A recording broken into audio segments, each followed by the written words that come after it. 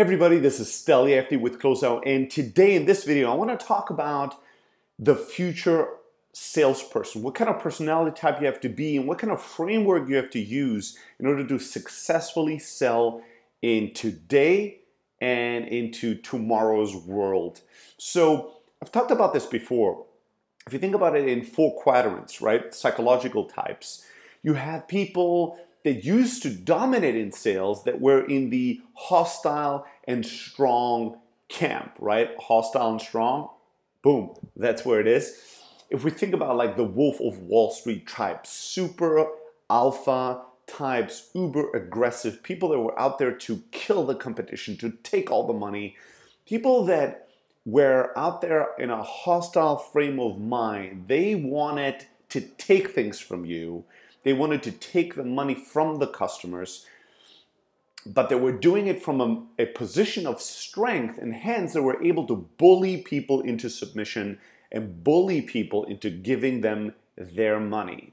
These people have given sales a really bad rep, but unfortunately, because they were strong, they were successful. Now, that model of sales is slowly but surely dying out. And the main reason for this is that in a world like today, where the buyer has incredible power, both through transparency of information, but also through the ability to publish opinion and experience to the whole world in a way that lives forever, right? You have a bad experience with a company or a salesperson, you can tweet, Facebook, blog, YouTube, you can write about your experience, publish it to the world, and it can be found by anyone and everyone forever, right? So back in the day, these people, these super hostile and strong people, they could go and kind of like bully people into submission, take all their money, and then just find the next village or next city and do the same thing again. And it didn't really matter if the buyer,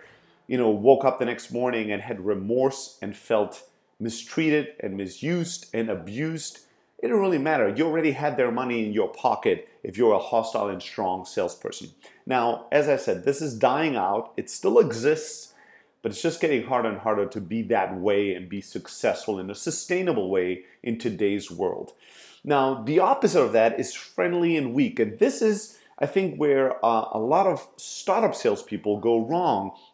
They think that because we don't want to have those type of salespeople, because we don't want to treat our customers that way, we're thinking about hiring people and building sales teams of people that are incredibly friendly, that want to help, that want to be nice, that want the customer to succeed, and all that is really important, really good. So the friendly part is not the issue, but the weak part is. We're looking for people that are so non-aggressive that they're overly apologetic, overly weak in the way they interact, always allowing the prospect or the buyer to dictate all the terms, dictate where the conversation goes. They're always letting the prospect, the other side, push them into submission. And the funny thing is, you would think that the friendly and weak people would be the most popular people on earth, but they aren't. They're people that we take advantage of. Unfortunately, even if you're really a nice and friendly person, when you meet a friendly and weak person, you might become hostile and strong. You might start taking advantage of them. There's something about people communicating and displaying weakness that makes us want to take advantage of them, just psychologically and biologically.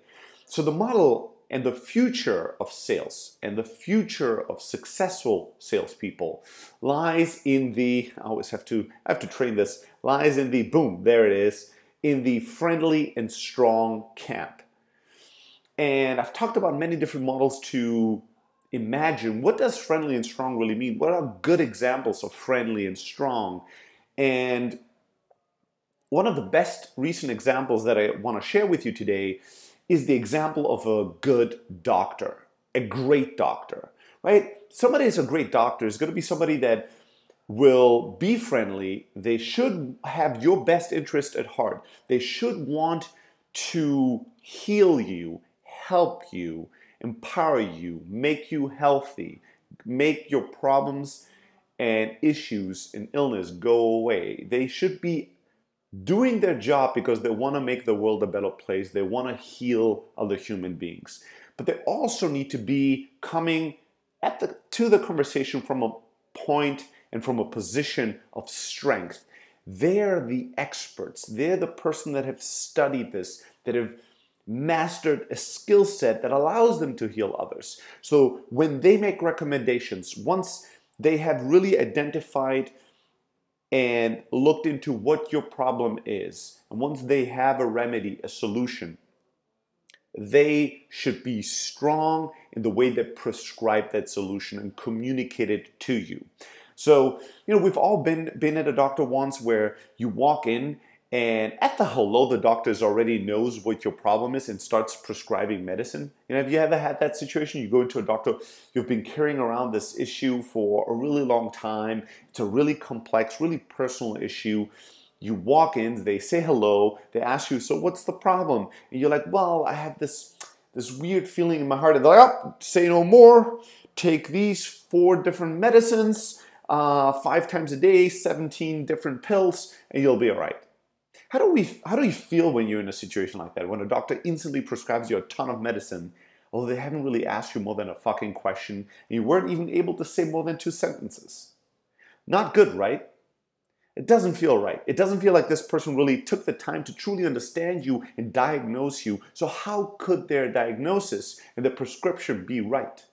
Same thing applies in sales, right? You talk to a sales rep and they're like, well, tell me all about your problem. Well, we're really looking for a marketing automation tool. Oh, say no more. We're the perfect fit. There's no software out there that's going to be better than ours. I promise you. How much do you believe that fucking statement? Not much, for good reasons. This person doesn't know anything. So how could you believe in their solution or what they're telling you, especially when they're jumping to conclusions that fast? You realize instantly, this person's not friendly, this person doesn't care about me, this person doesn't have empathy, this person didn't take the necessary time to truly understand my situation, to have full context, to then make a recommendation I believe in that has a high chance of being successful and being right.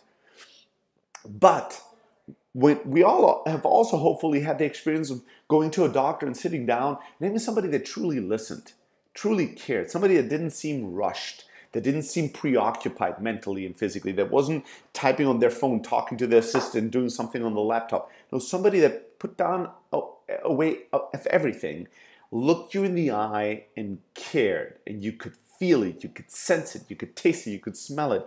This person cares. And they leaned back and they asked follow-up questions. And you truly could sense that this person cares and wants to truly understand, wants to go really deep and not just stay on the surface level of the problem. Ask as many questions as possible, really take a holistic approach to your issue. Take interest in you as a whole person and all the elements that might affect and play a part in your issue and illness versus just isolating the symptom and trying to attack that. And we all felt amazing when somebody asks all these questions and truly takes the time to learn everything they needed to do their research, to do their homework. And then once they finally arrived at a conclusion, a diagnosis, once they know what the problem is, they've identified it, they look you in the eye, and from a position of strength, they tell you, all right, it's going to be all right. We know what to do to fix this, and not just for now, forever. Here's what happened, here's what you have, here's how we're going to treat it, and here's why this is going to work. Right? Doesn't that feel awesome to have somebody that's an expert and that tells you what to do and how to fix your problems in a way that you believe it?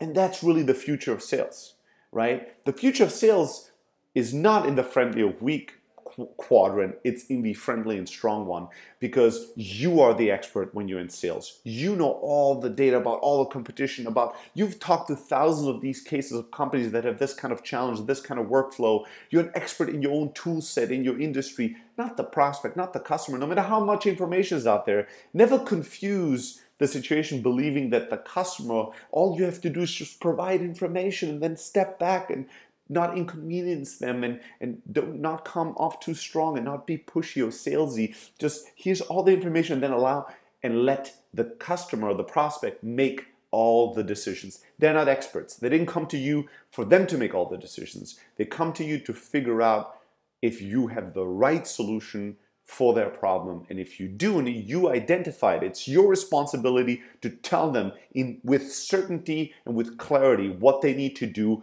that they need to buy your product. And it shouldn't be a fucking question, it needs to be a statement. I'll tell you a recent example that exemplifies this really nicely. My oldest brother, he has a few kids. One of his children, 6 years old, got an ear infection last weekend. It was a Sunday when it got really bad, so they decided they wanted to see a doctor. Their house, the normal doctor of the kid, it's Sunday, so they couldn't go to that one, so they went to a hospital to check on it and make sure that it's nothing big or see if there's anything immediately they have to do. Waited there for hours and hours and hours at the hospital. Finally saw a doctor for children. And that doctor, she was a very nice person, but she drove my brother crazy. And the reason for that is because she was a friendly and weak doctor. She looked at the child, she asked some questions, she tried to figure out what was going on.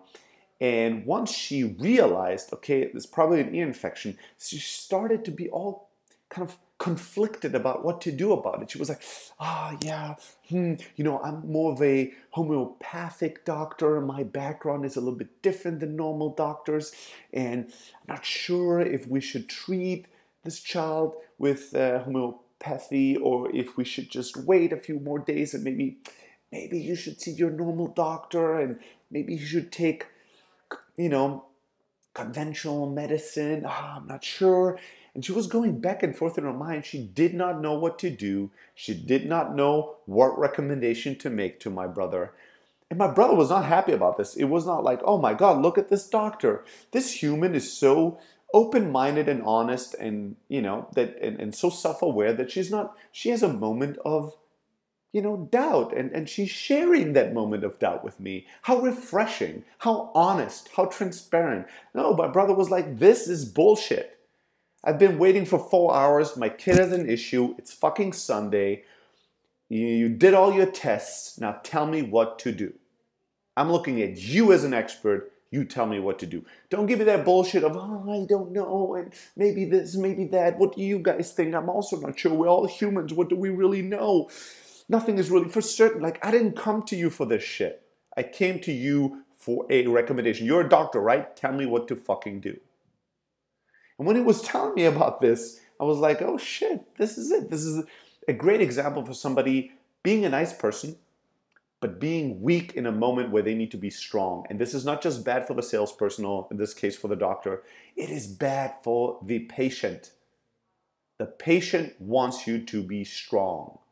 Your prospects want you to be strong. When you say something, there should be no doubt. It should not be a question, but once you've taken the time to diagnose them and once you know what the problem is, you need to be strong and tell them exactly what to do and how to do it. So, think about the future of sales. No matter how much information is out there in the world, no matter how empowered prospects and buyers are today and are continue to be tomorrow, nobody's going to be an expert on everything. And ultimately, sooner or later, we'll want to lean on somebody we trust and we think knows more than we do. We will want to lean on somebody we think is a winner and successful and strong, and we will want that person to tell us what to do. And there's nothing wrong with that. So if you want to succeed in sales in the future, learn how to be friendly, learn how to want to empower your prospects, learn how to want to create value in the world, but also learn how to be strong. All right, I hope this was useful. Make sure, if you haven't done that yet, to go to blog.close.io and subscribe to our blog twice a week. Highly tactical and practical advice on sales, startups, and anything that has to do with customer growth. And if you have any questions or comments or stories to share with me, just shoot me an email, stelly@close.io. Always looking forward to hear from you. And now, let's go and get them.